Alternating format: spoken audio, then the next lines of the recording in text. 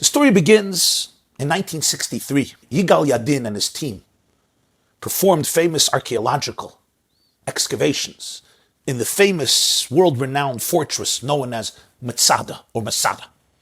When Yigal Yadin is doing the archeological diggings in Masada, more than 1900 years after the original story in 73, after the Common Era, 3 years after the destruction of the second Beis HaMikdash, something extraordinary happens. He sees Josephus was right. He finds storages of food 1900 years later in the places that Josephus described, and among the items he finds, the seeds of a palm date. That's what he finds. It's put away with other items in Bar Ilan University in Tel Aviv, and it remains there for 40 years. In 2005, that's 15 years ago, Israeli botanists decide to do an experiment. What if we would take these seeds found in Masada from the year 73 and plant them and create conducive conditions for a palm tree to grow? Would we perhaps be able to actually taste the very same dates that our ancestors ate during the second Beis HaMikdash? Just like if you lived then and you took the seed of a date and you planted it, you would have the very dates that were at that time eaten and consumed. Those dates we have seeds from them. Of course, they didn't give it much hope. You have seeds that have been incubated, laying in a hole in the ground for 2,000 years. I mean, they're numb and lifeless and dead and seem emaciated and dried. What are you going to do with it? Who plants seeds 2,000 years old? But Jews are stubborn. And they planted the seeds. As Professor Levy said, she was one of the botanists, the researchers involved, she said, for me, the likelihood that anything would happen was null. How shocked she and her colleagues were a few months later when they noticed a crack in the earth. A young sapling, a young palm tree began to develop. And some time later, the tree began growing and growing. And a few years later, it became a tree. They named it Methuselah. You know why Methuselah? Because he lived 960 years in Parshas Bereishis, and they felt this sapling deserves to be named Methuselah. It's been around for 2,000 years. But then came disappointment. She realized that this was a male tree. So you'll have a trunk, you'll have branches, you'll have leaves, but it will never be able to produce fruits, dates. Disappointment. But she didn't stop. She went on to search for more seeds. And then one day, in the Judean desert, near Yericho, near Jericho, not so far from the Qumran caves where they found the Dead Sea Scrolls in the 40s, she came across ancient dates that were even more ancient than the dates found in Masada that come from the era of the Churban Bayesheni. These, not ancient dates, ancient seeds of dates, dated back hundreds of years before those dates. And she decided, we're going for it again. We're going to plant these seeds. She did. Now, how often do miracles happen? Now she really didn't expect anything. We may got lucky once, we're going to get lucky twice. How shocked she was when these plants in the kibbutz Keturah in southern Israel, Negev, it needs a lot of heat. Those were the conditions conducive, not so far from Eilat, that kibbutz, the Negev, the south of Israel. After a few months, sapling emerged. And then, after 6 years, a tree with flowers. She realized this is a female, and she named it Chana. Chana. For whom? The person we read about, Rosh Hashanah. The woman who couldn't have children, v'chana akara lepnina yiladim, l'chana ein yiladim, and then Eli blesses her. She comes to the Mishkan and she's blessed with the Navi Shmuel as a child. Moshe v'ayir b'chayna v'shmuel b'kayir shmai. So she named this female date tree Chana. Beautiful flowers. Now it's time for matchmaking. Now it's time for a shidduch. So they take pollen from the Methuselah male. They pollinate the flowers of Chana, and they hope for the next miracle. And indeed, just a few weeks ago, the tree produced for the first time beautiful, large, lush, handsome, good-looking, geschmacke, gedichte, delicious dates. But let me tell you about the seeds of Chana. The first seeds from Methuselah came from the time of Masada, the end of Bayesheni.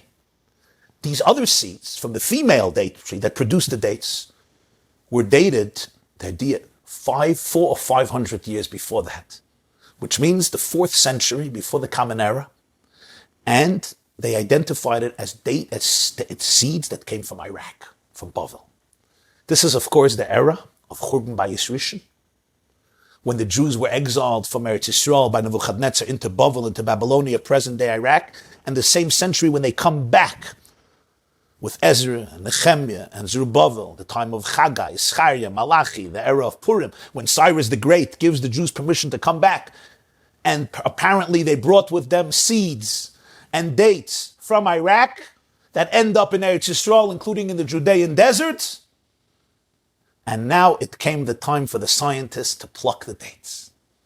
And they surround the tree, and they pluck the first dates. Somebody makes a bracha, Baruch. Baruch atah Adonai Eloheinu melech haolam, borei pri ha'etz. Amen. Baruch atah Adonai Eloheinu melech haolam, shehechiyanu, v'kiyamanu, v'higianu, lazman hazeh. Amen. They eat the dates. And then one of the people there said the pasuk, Tzadik katomar yifrach keres bavon yizkeh. One of the scientists, name is Yosef Abramowitz, he said, we were so emotional, we started to cry so much that our tears could have watered and irrigated another tree. That's how emotional we were. I don't know when was the last time you saw somebody eating a date and sobbing, but I know why they were emotional. They were holding the very dates that Jews ate 2,000 years ago, 2,500 years ago. Dates that really represented seeds that lived through Churban Bayis Rishon and Churban Bayis Sheni. They were eating those very dates that came 2,500 years ago, back to Eretz Yisrael, after they were exiled by Nebuchadnezzar to Babylonia. It seemed like the Beis HaMikdash was destroyed forever, Jewish Commonwealth is over forever, Babylonia triumphed. But the Jews 70 years later came back, but only to be exiled again. Another Beis HaMikdash destroyed again 420 years later. And then hunted down and persecuted and murdered and scattered all around the world. And then in our generation, came back in the millions to our eternal homeland in Eretz Yisrael, found those very seeds, planted them, and could make a bracha with the double meaning both of a pri chadash and a real pri chadash, a pri that dates back so many years. And they're eating the dates that come from the time of Mordechai and Esther, Yirmiyah, Hanavi and Yecheskel, Chagai, Zechariah, Malachi, Ezra and Nehemiah. In my mind, that's a miracle. Because it's not just about the dates. First of all, they said that the dates were delicious. I only saw the pictures, so I didn't taste them. They said they were delicious and they tasted like honey of a beehive, which is fascinating because the Torah says, Eretz Zovas Cholav Udvash. Eretz Chitu Soida Gefontein Avinim, Eretz Eshem and Udvash. And Chazal say, which dvash is this? It's not the honey of a beehive, it's the honey of Tamarim. It's the date honey, and it said the these dates tasted like honey, and they came from the time of Bayis Sheni and Churban Bayis Rishon. But I thought to myself, what a metaphor and a reflection of Tzadik HaTomer Yifrach Ki Ha'adam Eitz HaSoda, of the Jewish soul. If this is true about the Jewish date, how much more so is it true about the Jewish soul? You know, sometimes you look at a Jewish soul, and it's been incubated for 2,000 years, for 2,500 years, or for 50 years, or for a century, or for 10 years, 20 years, and you look at it, and it seems lifeless. It seems Chalila dead, numb, apathetic, indifferent, dried up, emaciated. We sometimes look at ourselves or our loved ones, and it seems like the soul has been snuffed out. Or as Yecheskel says in his famous Nevuah of the dry bones, Atzamas hayavashis, the bones have become skeletons and they're dry. And I'm not talking here only physically, I'm talking emotionally, psychologically, spiritually. Yeah, I may go through the rituals, Rosh Hashanah, Aseret Tshuva, Yom Kippur, Sukkot, Chanukah, Purim, Shachris, Mincha, Ma'ariv, but I'm dry, I'm numb. There's so much stress in me, there's so much anxiety. We look at ourselves, or we look at our loved ones, or we look at other people, and we see a soul that seems to have been in the ground for thousands, or hundreds, or dozens of years, or a few years. And it's so dry, it's so dry. There's nothing there. But look again, look again. You could look at these seeds and say, they're dead. Look again. Take these seeds and put them back where they belong. Plant them in their natural environment. Give them sunlight. Give them water.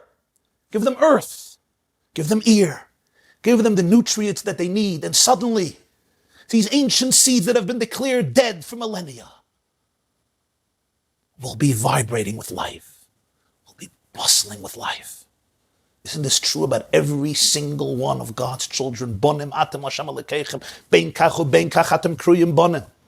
Never, ever underestimate the deep spiritual vibrancy and depth in your soul. But every Jewish soul is a chelik elikami mal mamish.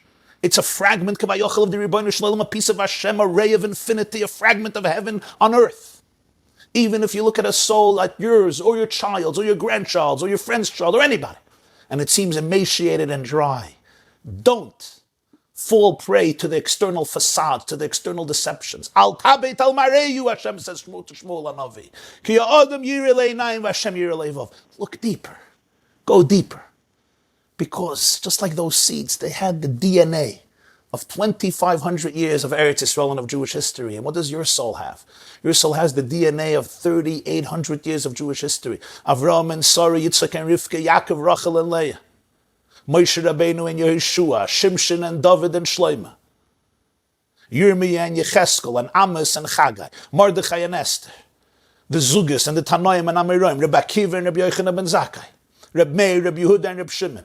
The Rabbanon Sforoi, the Gaonim, the Rishonim and the Acharonim.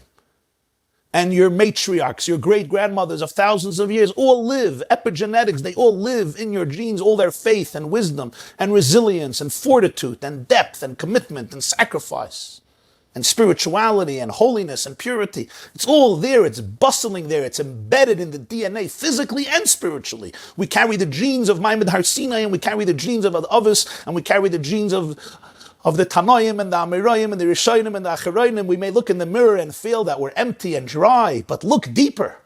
Give a Jew his or her proper sunlight. The Varimkeit, the sunlight, the Varimkeit of Yiddishkeit. Give them the water. The Gemara says in Baba Kama. Give them the earth, v'nafshi kafala kaltia, the humility and the vulnerability of a davening. Afar, shivchi chamayim libech, noichach pnei Hashem, as the Navi says. And miracles will happen. You will see a tzaddik katomor yifroch, keres balvon and yisgeh.